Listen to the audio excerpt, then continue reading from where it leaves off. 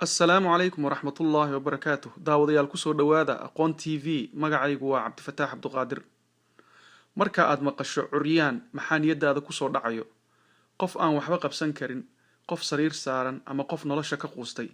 Haddaba maanta waxaan barnaamijkeena idinkugu soo tabin doonaa dad ayagu aan nolosha ka quusan, diidayna inay isdhiibaan, balse u shaqaysta carruurtooda iyo naftooda, kuwaasoo curyaamiina. Bal daawadayaal, intaynan barnaamijka u gudagelin, fadlan ha hilmaamin inaad share garayso, subscribe kala saarto, hana ilaawin inaad wixii commenta noo dhaafto. Ninkan aad halkan ka aragtaan waxa uu u dhashay waddanka Tanzania. Ninkan ayaa isagu waxa uu leeyahay labadiisa gacmood, taasoo ka dhigan in uu waayay xubin ka mid ah xubnaha ugu muhiimsan ee uu ku manaysto qofka bini'aadamka. Ninkan ayaa isagu ka dhiidhiyay in uu tuugsado ama uu ka quusto nolosha, waxa uuna tusaale fiican u noqday bulshada uu ku dhex nool yahay.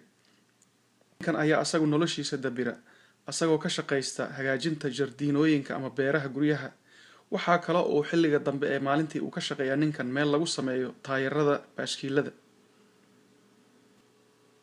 Haddaba daawada nala arag bal ninkan sida uu u dabiro noloshiisa asagoo labada gacmood.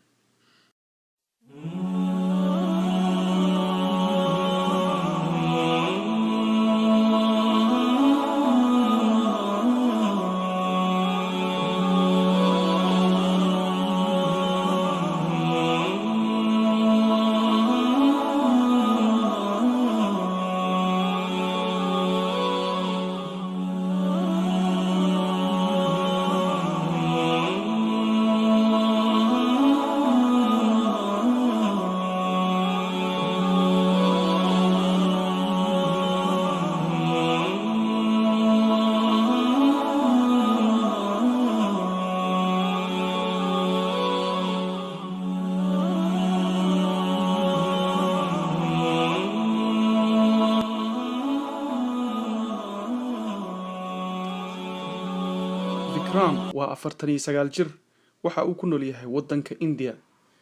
Ninkan ayaa da'diisu markay ahayd 7 jir waxa uu galay shil koronto, taasoo u keentay in uu waayo labadiisa gacmood. Haddaba Vikram ayaa asagu marna ogolaanin in uu isdhiibo, asagoo u maareeya noloshiisa sidii inaysan ka maqneen xubin ka mid ah xubnihiisa. Ninkan ayaa asagu sameeya waxyaalaha uu sameeyo qofka bini'aadamka ee caadiga ee lixdiisa lixaad qaba, sida asagoo ciyaara sportiska tenniska, dabaasha, gym-kana taga maalin walba. Sidoo kale ninkan ayaa waxa uu u shaqeeyaa hay'ad caawisa dadka curyaamiinta ee dalka India. Haddaba dhageyste bal nala daawo ninkan iyo sida uu u maareeyo noloshiisa.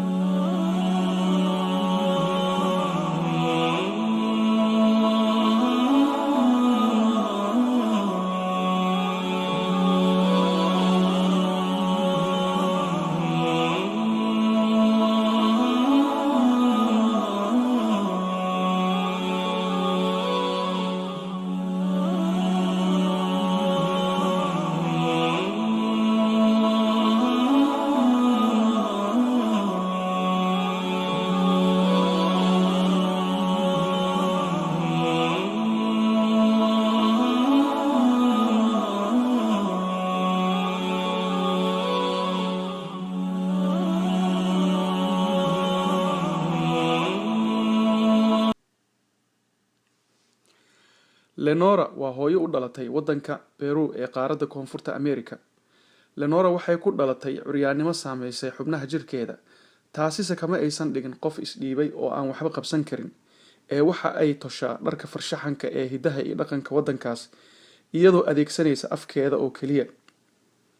Haddaba gabadhan oo iyadu reerkeeda ka masruufta waxa ay ka soo saarto nolol maalmeedkeeda dharka iibintiisa iyo tolidiisa, ayaa waxaa la yaab leh sida ay afkeeda ugu tasho dharka. Bal nala eega gabadhan sida ay u maamusho nolol maalmeedkeeda. Haddaba daawaday maxaa